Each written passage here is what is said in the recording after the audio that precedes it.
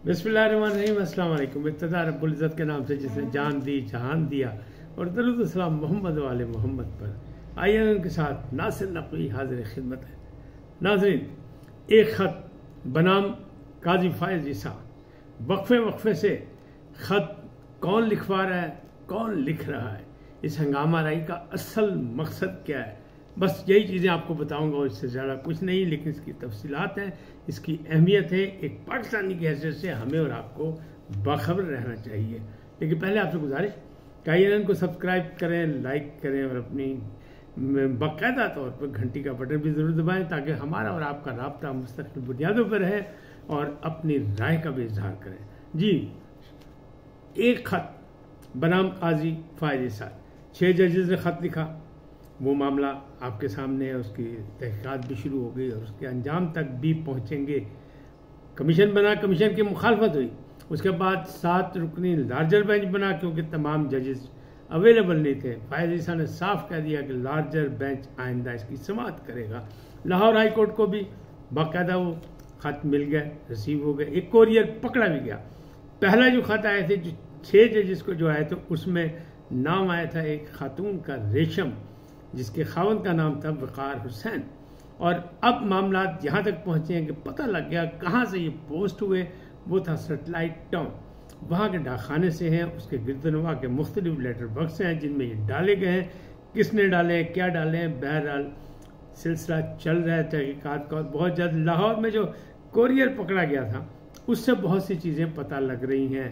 शुक्र ये है कि एक तरफ जो सोशल मीडिया ब्रिगेड बड़ा सरगर्म है, बड़ा मजबूत है, शुक्र है उसको रेशम पे अदाकारा रेशम याद नहीं आ गई, क्योंकि फेक न्यूज़ का ज़माना है। अब इंतज़ाम फेक न्यूज़ का भी किया जा रहा है। लोगों में अफरा तफरी फैलाने की कोशिश क्यों की जा रही है। कुछ लोग अपने हैं और कुछ हैं गैर।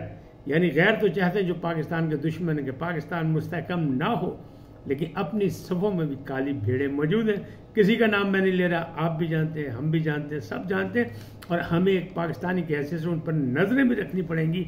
अब ये हंगामा राई का असल मकसद क्या है? असल मकसद ये है कि इस्तेहकाम पाकिस्तान किसी तरह भी ना हो सके, कौमी सलामती खतरे में पड़ जाए, अदारे तबाह हो जाए। हमारे जैसे तमाम लोग कहते थे कि कौमी अदारे जो है वो मजबूत होने चाहिए। जब तक वो मजबूत नहीं होंगे, जब तक बात आगे नहीं चलेगी। काजी फायज़ ईसा को ट्रोलिंग की जा रही है, उनकी किरदार कशी की जा रही है, उन पर इल्ज़ामात लगाए जा रहे हैं कि सब कुछ वो कर रहे हैं, ये वो। लेकिन वो भी शेर का बच्चा कहता पाजी मैं भी निबड़ लांगा सारे नाल। असाब की लड़ाई है, लेकिन असाब के वो मजबूत हैं। वो कहते हैं पहले भी मैं मुश्किल वक्त से निकला था, अब भी निकलूंगा।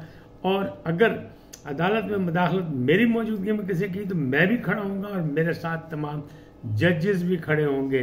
अब 6 जजेस जो है परेशान क्यों हैं? परेशान इसलिए हैं कि उनको आना पड़ेगा कि थ्रेट किसने दिया। फिर ये ख़त का सिलसिला करके सिर्फ उस राय को ख़त्म करना था कि लो भाई ये भी हो गया काम, ये नया काम आ गया, केमिकल आ गया, पाउडर आ गया, इससे नुकसान हो जाएगा, ये हो जाएगा, वो। अब एक ख़त जो आया वो क्या है?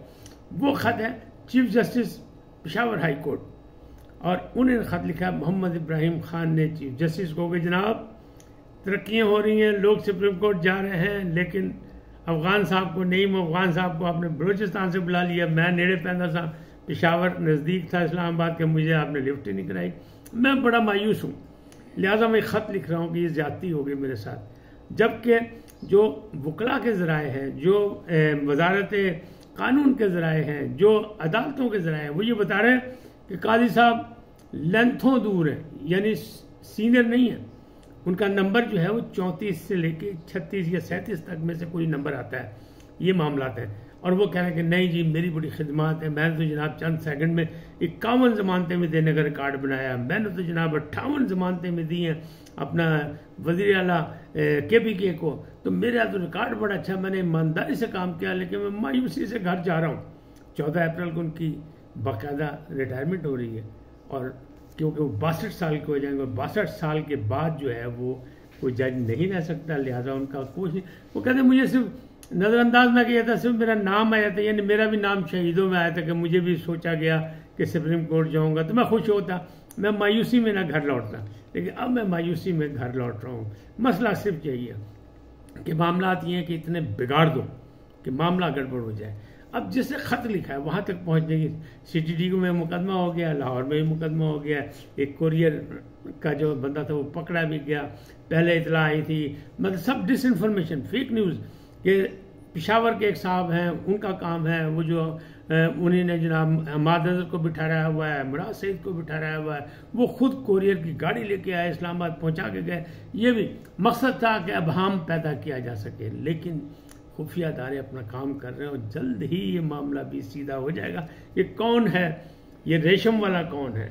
और मेरा ख्याल है जिसने ये मंसूबा बनाया, जो ये ख़त लिखवा रहा है, जो रियासत से खेलने की कोशिश कर रहा है, मुझे जब उसकी बात आई और रेशम का नाम याद आया तो मैंने सोचा क्या मेरे जहन में अचानक आ गया। मुमताज़ शायर हैं, हमारे दोस्त हैं यूब खावर, उनका एक शेर मेरे जहन में आ गया कि जनाब जिसने ये काम दिखाया अब वो ये सोच रहा होगा कि हाथ उलझे हुए रेशम में फंसा बैठे हैं। कह रहा होगा वो अपने आप से, इर्द गिर्द से जिनके मशवरे पर उसने ये ख़त लिखा होगा और रेशम का नाम लिखा होगा, तो वो यही कह रहा होगा, हाथ उलझे हुए रेशम में फंसा बैठे हैं, अब बता कौन से धागे को जुदा किससे करें। तो मतलब उलझा हुआ काम है, फंसते हुए लग रहे हैं, सब पकड़े जाएंगे, काबू आएंगे, छड़िया किसी नहीं जाएगा, पुण्या जाएगा, क्योंकि ममलकत का काम है। अब जो मर्जी हो, जैसे मर्जी सोशल ब्रिगेड काम करे, लेकिन काजी साहब ने फैसला कर लिया कि जनाब छड़ांगा मैं भी पुण्य के। तो ये एक ख़त नहीं है, एक ख़त और भी है। दूसरा ख़त है KPK के वज़ीर सेहत ने लिखा है चीफ सेक्रेटरी पंजाब को, और वो ख़त लिखा है कि जनाब विशा बीबी की तबीयत ख़राब है, हम अपना वफद भेज के KPK का उनका मेडिकल मुआयना कराना चाहते हैं। जब KPM से उनका मुआयना हो गया और वो कह रहे हैं उनको मैदे की बीमारी है, और यही उनके साबिक़ खावंद ने भी कहा था कि इनको 25 साल बीमारी है मैदे की, जिसकी वजह से गड़बड़ होती है और फिर इनके ज़बान पे भी निशान पड़ जाते हैं, जिन निशानात की बात की जा रही है। अब मामलात किधर उलझे, ईद के बाद फिर से नया मसला शुरू होगा। लेकिन पाजी वो जो कहा था वक्त होने को है छितर परेड का, और ये मामला मुझे लग रहा है किसकी होगी, कैसे होगी, कितनी होगी, ये बात की बात है। लेकिन वक्त आ गया है, ये मामला इतनी आसानी से सुलझेगा नहीं, इसको बाकायदा सुलझाना पड़ेगा। किसके लिए?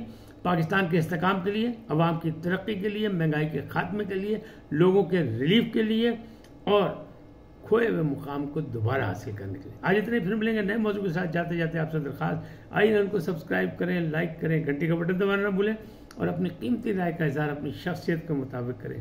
सदा सलामत रहें। अल्लाह निगहबान।